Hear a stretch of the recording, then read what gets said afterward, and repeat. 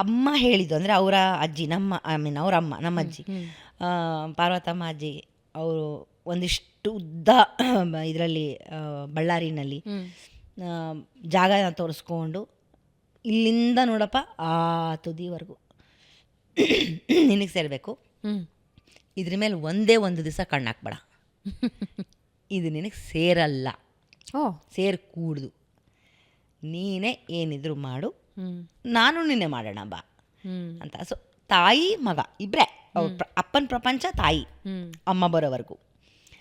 ಅದಾದಮೇಲೆ 3 ಜನ. ಸೊ ಅಪ್ಪ ಒಡನಾಟ ಹೇಗಿತ್ತು ಅಂದರೆ ಅದಕ್ಕೆ ಅವ್ರಿಗೆ ಒಂಥರ ಹೆಣ್ಗರಳು ಅಂತ.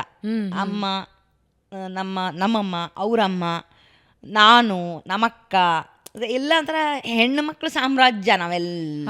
ಸೊ ಅವ್ರಿಗೆ ಅದೇ ಇಷ್ಟ ಆಗೋದು. ಮತ್ತು ಎಮೋಷ್ನಲಿ ಹೆಣ್ಮಕ್ಳು ಜಾಸ್ತಿ ಕನೆಕ್ಟ್ ಆಗಿಬಿಡ್ತೀವಿ